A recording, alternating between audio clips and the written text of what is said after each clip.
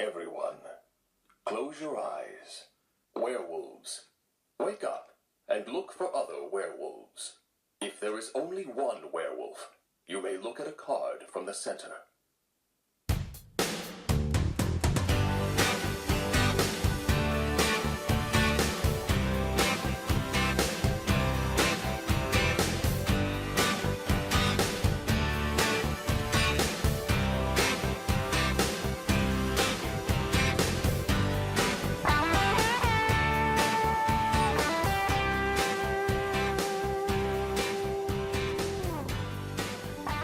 Hey everyone, thanks for tuning in for another Broken Meeple review, and today this is an upgrade to one of my favourite social deduction games that there is, which is One Night Ultimate Werewolf, even though that's the Daybreak box, that was an expansion to it.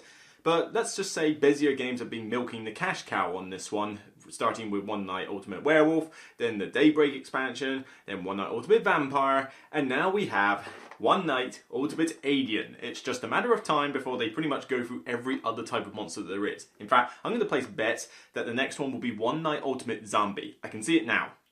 One Night Ultimate Zombie, or, and this is unlikely, but you never know, One Night Ultimate Cthulhu. One of those two is going to happen. They're going to milk this, and to be fair, it's a good amount of fun. It certainly has been for the time being. However, this one has a bunch of new roles, but has some interesting little quirks. Let me just go into a quick overview about what you do in this game, and then I'll get on to my final thoughts.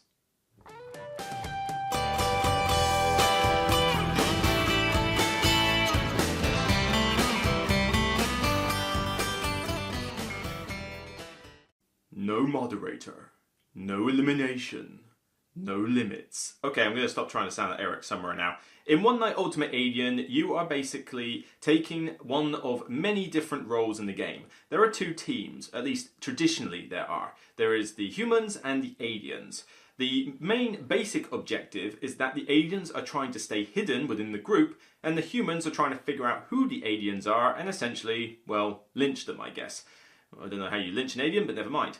Based on the classic werewolf game, the app will narrate a set of rules for each role in turn during a nighttime phase. Once the app has dictated all the actions that need to be taken, during the day phase, everybody will open their eyes and negotiations will begin as people try to bluff, lie, tell the truth, figure out, deduce, whatever you want to call it. But basically, the aliens are trying to stay hidden and the humans are trying to find them. But all is not that simple. For other roles, such as the disgusting blob, the sympathetic synthetic alien, and the two arch-nemeses Groob and Zerb, will introduce extra winning conditions into the game, where certain characters can only win if other criteria is met. On top of that, not every role in this game is set in stone, where some roles actually have variable conditions that may apply. The app will tell you what these conditions are, but sometimes your role will be slightly different, depending on what the app tells you. On top of that, it will even introduce random elements into the game, such as silence of certain characters, just to throw things completely out of whack. The game is essentially a 10-minute filler social deduction affair of general chaos, with everybody negotiating, lying, bluffing, deducing, everything around the game. You have your choice of whatever roles you want to use, and every game is different depending on the roles that you use. The app takes care of the bookkeeping during the night phase so that you can get on with just 10 minutes of outright lunacy. This is what the One Night Ultimate series is all about. However, what are my thoughts on this alien version?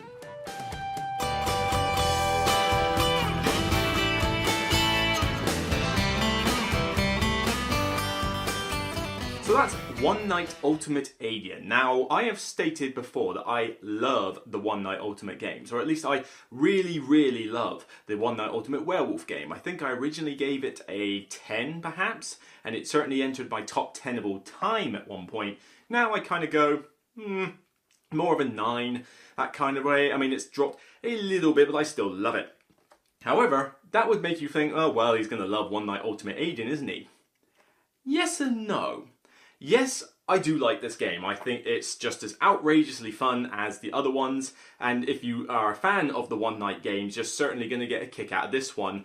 I certainly also believe, however, that if you are not a fan of the One Night Ultimate games, this isn't exactly going to sway you onto it. You know, if you didn't like Werewolf, you're not going to like this. But if you like Werewolf, you'll probably like this.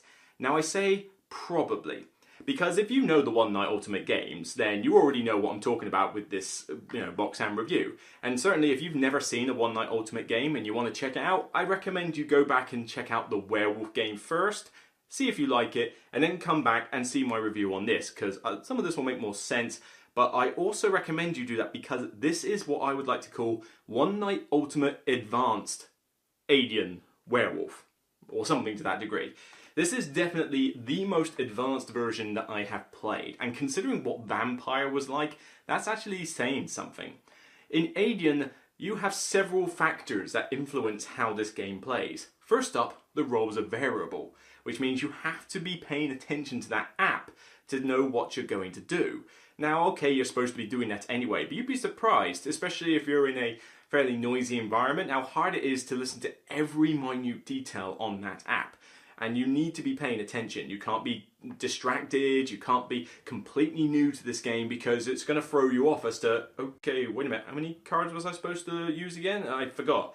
And that, it throws an interesting loop into the game, but certainly it can throw some players out. You now have a lot more winning conditions in this game, like the Blob, for example, wants the characters on either the left or right, 1, 2 or 3 people, to stay alive as well as him. Again, it's a variable role, so this can change as the game goes on. On top of that, you've got 2 aliens who, these are my 2 favourite characters in this whole box, Groob and Zerb. They wake up a bit like the original Masons do, where they both wake up and see each other. They're on the alien team if there's only one of them. But if there's 2 of them, then they only win if the other one of them dies. That is so cool, and I love it when this is in the game, because it just throws the alien dynamic completely out of sync. As people even when there's only one, it's a great way to bluff that they shouldn't kill you, because you basically go, right, well, I'm an alien, but I'm Zoob. He's over there, he's Gertz, whatever it is.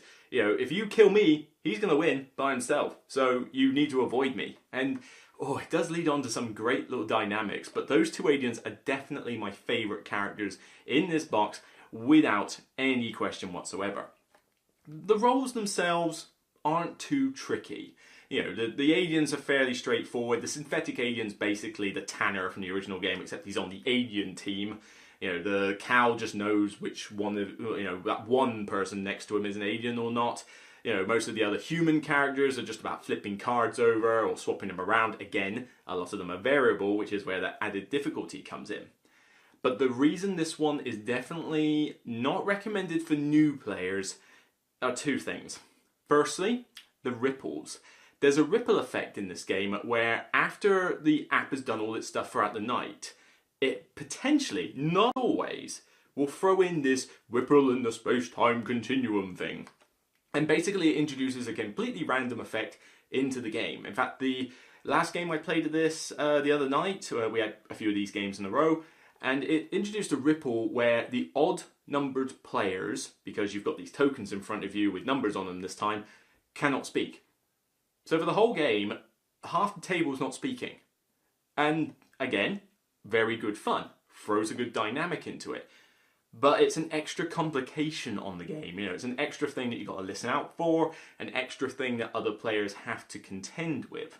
The numbers, as I just mentioned, are also another factor, because some of the roles require you to pick on certain like even-numbered players or odd-numbered players. So you've got to comprehend a lot more going on. Not only do you have roles with different winning conditions, everybody's got a number, the app will vary what it tells you or throw this random effect into the game, and it's definitely one that I don't recommend playing in a noisy environment, because you need to be paying close attention to what that app says. You need to know everything it says, otherwise it's going to throw you off. And I tried playing this on game club nights where you're in a busy board game cafe, and it's okay, but you've either got to hope that everybody's got good hearing, or you've got to blast that app volume all the way to max and hope that nobody else minds.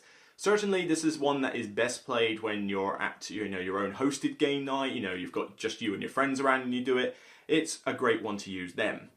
The balance is a little harder to get right though in terms of the aliens and the humans. Not a massive deal. The original like werewolf games and that had a similar thing, but it gives you a recommended first game setup for 4 players, and you know, you'll come up with your own setups. That's one good thing about this game. Completely variable how you set it up, and every game will turn out different depending on the group, the roles, and the balance. But there's not much else to say about One Night Ultimate Alien, to be honest. You know, it comes with decent components, it comes with that same funny artwork that is there before. The app has updated with, you know, a male and a female narration and music backings and stuff. You can combine the sets if you are completely crazy.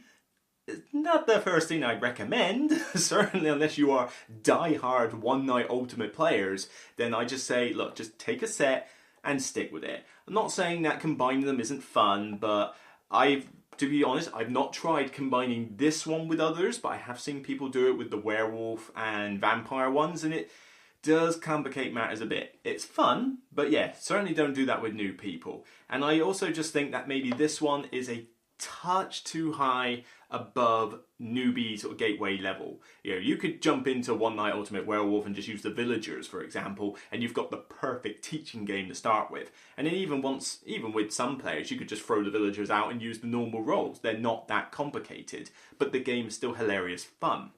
And due to a ripple in the time-space continuum, the box has been upside down. Now it's the right way up. Yes, that was deliberate, you see. Honest. But anyway, One Night Ultimate Alien is still a solid social deduction game. It's another great entry into the One Night series, but not a first entry. I recommend try out the others first. So I'm going to give this one 8 tipped off cows. It's certainly good fun. I enjoy it as much as the others, but I can't rate it as highly as the others because of that higher entry point and the extra complexities that come with it. Still solid though, still worth getting if you're a fan. So that's it for me. No more ripples in the time-space continuum, at least not for a while anyway. And I'm going to get on with more reviews. So that's it for me. Thank you for tuning in to another Broken Meeple review. And remember, whether you're an alien or a villager, it's still only a game. Take care everyone.